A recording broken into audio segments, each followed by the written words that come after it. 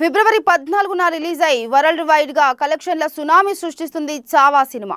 మరాఠా యోధుడు సంభాజీ మహారాజ్ చరిత్ర ఆధారంగా వచ్చిన ఈ మూవీ వరల్డ్ వైడ్ గా 500 కోట్ల క్లబ్ లో చేరిపోయింది అన్న విషయం తెలిసిందే. విక్కీ కౌశల్ కెరీర్ లోనే హైయెస్ట్ గ్రాస్ వసూలు చేసిన సినిమాగా నిలిచిపోయింది అని తెలుస్తుంది. ఆడియన్స్ నుంచి వస్తున్న అద్భుత రెస్పాన్స్ తో మూవీ సక్సెస్ఫుల్ గా బాక్స్ ఆఫీస్ షేక్ చేస్తుంది. అయితే శివాజీ మహారాజ్ తనయుడు సంభాజీ మహారాజ్ జీవిత కథాంశంతో వచ్చిన సినిమా కావడంతో ఇండియన్ ఆడియన్స్ లో ఒక రకంగా పూనకాలు తెచ్చిందని చెప్పవచ్చు. మరాఠా హిస్టరీ మీద ఆసక్తి ఉన్న చాలా మంది ఈ సినిమాను ఇప్పటికే చూసేశారు. తెలుగులో లేకపోవడంతో చూడలేకపోతున్నామని సోషల్ మీడియాలో చావా ఫ్యాన్స్ వాపోతున్నారు. ఆడియన్స్ ఇంట్రెస్ట్ ను గమనించి సినిమాకు ఉన్న క్రేజ్, కలెక్షన్లను దృష్టిలో ఉంచుకొని తెలుగులో రిలీజ్ చేసేందుకు సిద్ధమైంది ప్రముఖ నిర్మాణ సంస్థ గీతా ఆర్ట్స్ సంస్థ.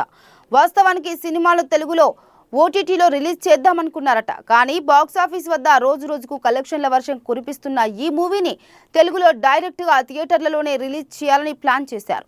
అందుకు సంబంధించిన డబ్బింగ్ వర్క్స్ శరవేగంగా జరుగుతున్నాయని తెలిపారు మూవీ యూనిట్. మార్చి 7న తెలుగు వర్షన్ను థియేటర్లలో రిలీజ్ చేయనున్నట్లు కూడా గీతా ఆర్ట్స్ ప్రకటించింది. ఆ వారంలో పెద్ద సినిమాల రిలీజ్ లేకపోవడంతో తెలుగు బాక్సాఫీస్లో కలెక్షన్ల వర్షం కురిపిస్తుందని సినీ వర్గాలు అంచనా వేస్తున్నాయి.